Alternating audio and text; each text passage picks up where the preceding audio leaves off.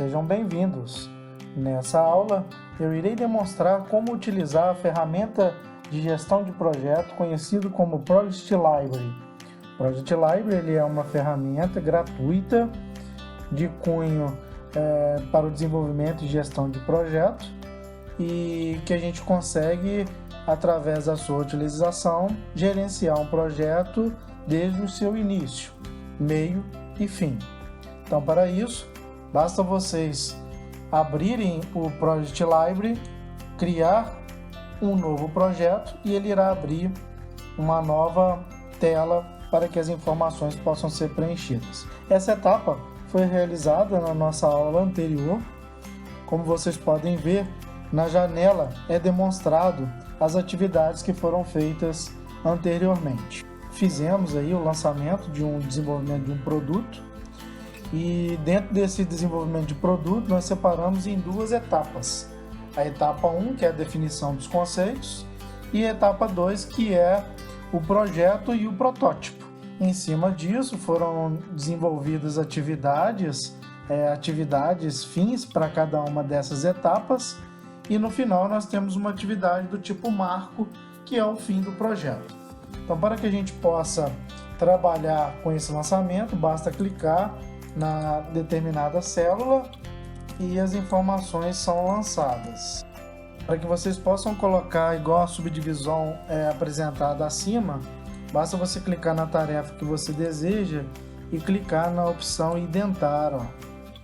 Então, como vocês podem ver, eu coloquei duas tarefas identadas à tarefa superior. Vou selecionar e vou excluir.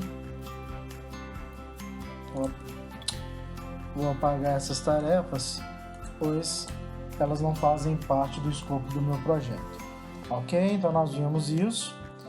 E nós vimos também como que faz para segmentar uma tarefa. Tá? Então deixa eu retornar aqui.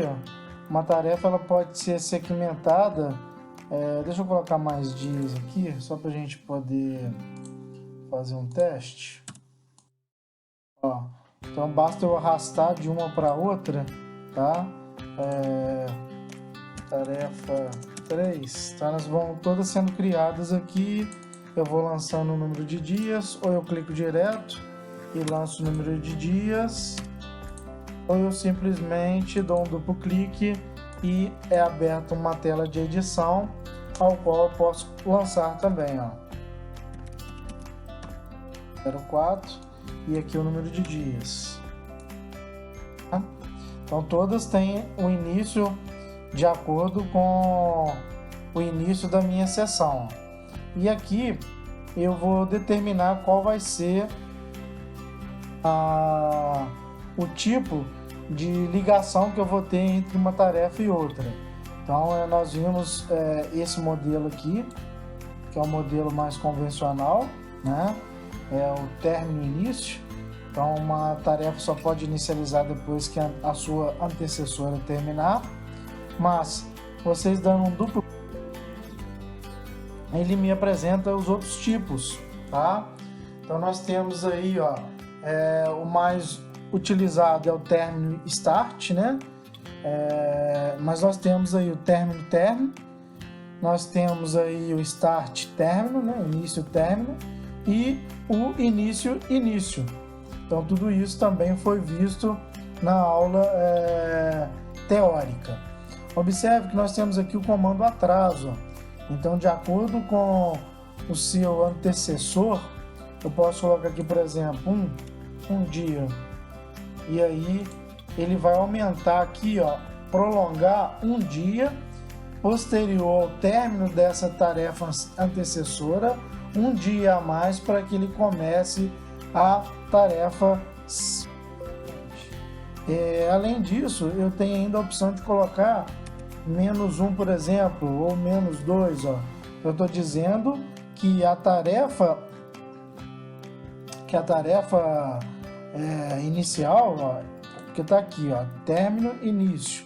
Então, que essa tarefa ela não pode começar enquanto essa terminar, mas eu estou dizendo que essa tarefa ela vai começar por conta que eu estou estabelecendo isso 2 dias antes do término dessa. Então é uma forma que eu tenho de adiar a sequência da tarefa ou antecipar essa tarefa. Então vou deixar aqui 0, né? Eu posso inclusive também excluir essas ligações aqui entre as tarefas, clicando no botão remover, ó, tá? E aí vou mostrar a outra, ó. Então eu vou fazer a término início, vou clicar aqui e vou mudar aqui agora para término. Então, ó, as duas tarefas elas têm que terminar, né? Nós temos aqui término. Então todas elas têm que terminar juntas.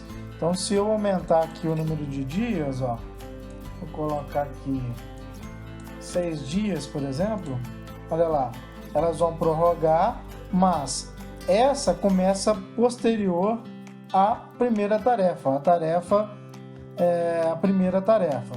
Então ambas as tarefas elas têm que terminar no mesmo. Vou remover, vou fazer novamente aqui, ó. Agora nós temos a opção início término. Isso é muito pouco utilizado, tá?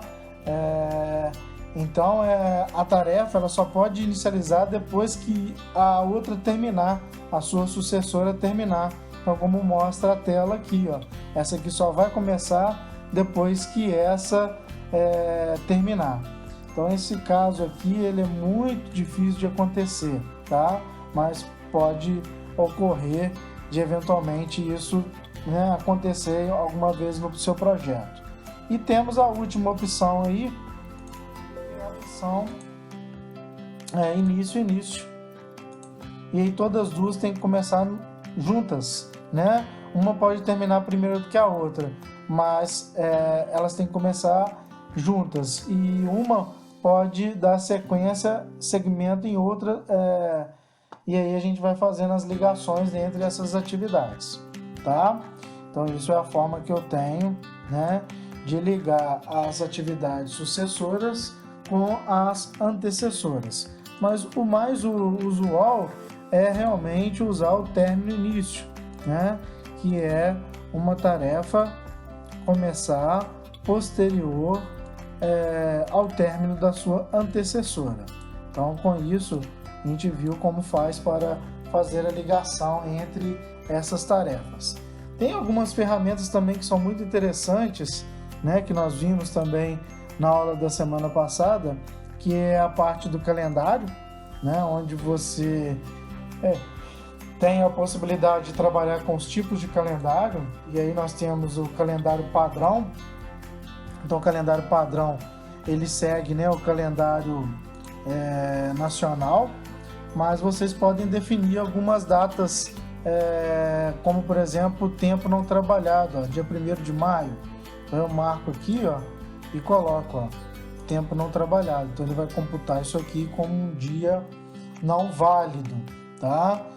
Eu posso fazer isso com todos os meus feriados nacionais, né? Por exemplo, aqui 13 de junho, eu vou colocar como não trabalhado, tá?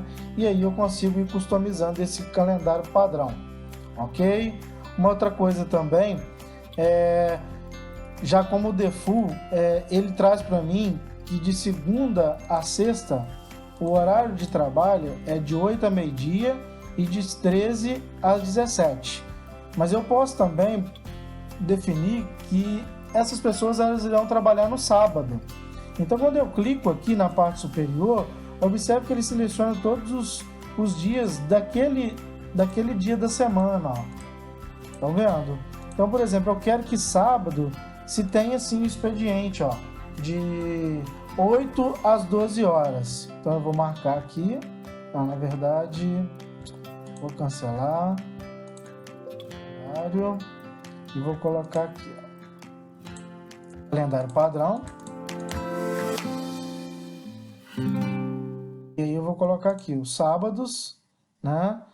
Nós não vamos ter horário de trabalho. Não, nós vamos ter horário de trabalho, mas só de 8 ao meio-dia, ó. Então ele vai colocar isso aí como dia válido. Isso é importante, gente, porque o Library, Project Library, o que ele faz? Se vocês observarem, ele tem essa seguinte proporção, ó. Ele computa 8 horas de trabalho por dia, então por semana são 40 horas e, na verdade, por mês, dias por mês, 20 dias. Então ele já faz esses cálculos aí para mim, né? Então, por exemplo, se eu colocar aqui, ó, uma semana, ó, ele já sabe que já são 5 dias, né? Um mês, ele já sabe. Vou colocar aqui um mês, ele já sabe que são 20 dias, tá? Então, esses tipos de configurações, eles são muito importantes. Então, essa opção de calendário, ela me possibilita isso.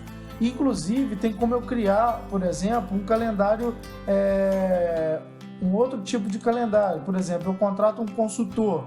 Esse consultor, ele trabalha para mim só de segunda a quarta-feira. Então, eu posso criar aqui, coloco aqui, ó, consultor, tá? Dou OK.